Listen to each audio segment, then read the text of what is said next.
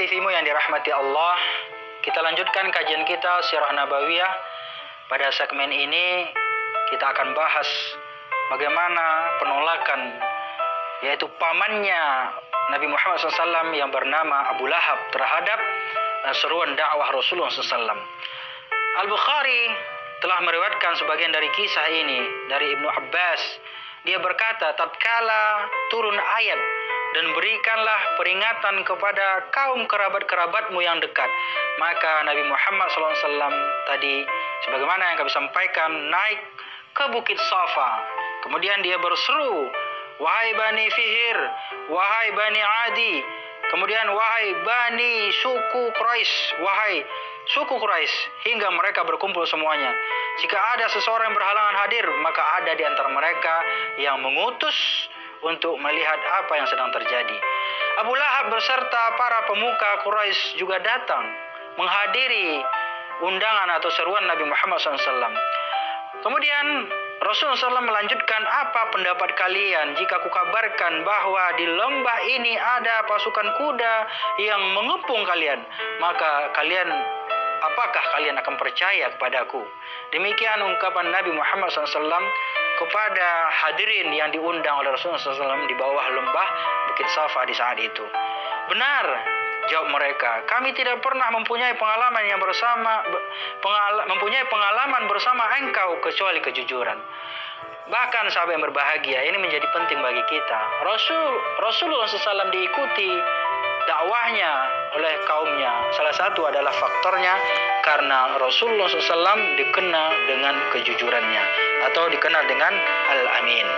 Beliau bersabda, sesungguhnya aku memberi peringatan kepada kalian sebelum datangnya azab yang pedih dari Allah Subhanahu wa taala. Rasulullah menyampaikan pesan Allah Subhanahu wa taala, berimanlah kepada Allah, mentauhidkan Allah. Mari kita masuk ke dalam ajaran Islam, mentauhidkan Allah, dan kemudian mengakui bahwa saya, kata Nabi, adalah Rasulullah sallallahu alaihi wasallam. Jadi Nabi Muhammad SAW menyampaikan kepada seluruh khalayak yang hadir di saat itu. Kemudian Abu Lahab berkata, celakalah, celakalah engkau untuk selama-lamanya. Untuk inikah engkau mengumpulkan kami, wahai Muhammad? Demikian ungkapan Abu Lahab terhadap Rasulullah SAW.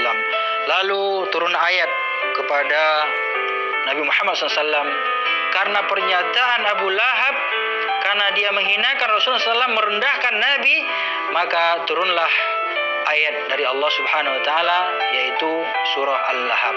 Sebagaimana firman Allah, tabbat yada abi lahab wa tabb, celakalah kedua tangan Abu Lahab, dan sampai akhir ayat diceritakan.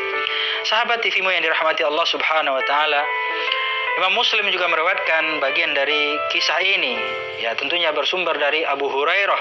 Dia berkata, tatkala turun ayat dan berilah peringatan kepada kerabat-kerabatmu yang dekat, beliau menyeru secara umum maupun secara khusus. Lalu Rasulullah SAW bersabda, wahai semua kaumku, suku Quraisy, selamatkanlah dirimu dari gejolak api neraka. Wahai Bani Ka'ab, selamatkanlah dirimu dari api neraka. Wahai Fatimah binti Muhammad, selamatkanlah dirimu dari api neraka. Demi Allah, wallah, sesungguhnya aku tidak bisa berbuat apapun terhadap diri kalian di hadapan Allah Subhanahu wa taala kecuali jika kalian mempunyai kerabat dekat, sehingga aku bisa membasahinya menurut kebasahannya.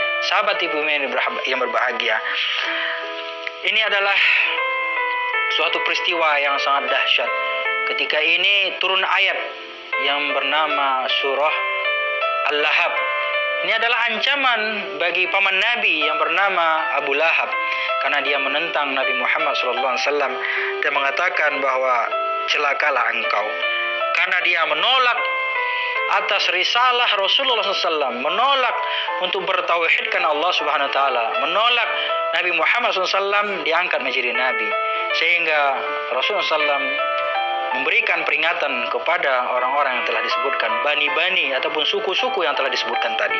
Seruan yang melengking tinggi. Rasulullah SAW adalah orang yang sangat tegas, orang yang sangat keras suaranya, ketegasannya itu, sehingga menjadi salah satu kekuatan dalam dakwah Rasulullah SAW. Kemudian dalam dakwah tentunya kita harus memiliki suara yang jelas, pernyataan-pernyataan, perkataan-perkataan, seruan-seruan yang jelas, sehingga orang-orang yang mendengarkan menjadi tertarik dengan ucapan kita. Dan ini adalah merupakan salah satu keistimewaan bagi Rasulullah SAW, karena Rasulullah SAW memiliki suara yang sangat bagus, suara yang sangat tinggi, dan suara yang sangat jelas. Dan ini juga di dalam dakwah Rasulullah SAW sangat jelas dalam penyampaian risalah-risalah Allah SWT. Rasulullah SAW sudah menyampaikan, menjelaskan kepada orang-orang yang ada di sekitarnya bahwa pembenaran terhadap risalah beliau merupakan inti hubungan dari diri beliau dan mereka. Sahabat TV-mu yang dirahmati Allah Subhanahu wa taala, tentunya hal ini sangat didukung oleh beberapa kaumnya yang betul-betul mau mengikuti Rasulullah SAW. Penyampaian kebenaran secara terang-terangan tentunya mendapatkan tantangan dan rintangan yang sangat besar. Seruan beliau terus bergema. Seluruh kota Mekah diajak oleh beliau secara terang-terangan dakwahnya, tanpa merasa takut, tanpa mundur sedikit pun. Oleh karena itu juga Allah Subhanahu wa taala katakan dalam ayat lain, fasda' bima tu'maru wa a'rid 'anil musyrikin.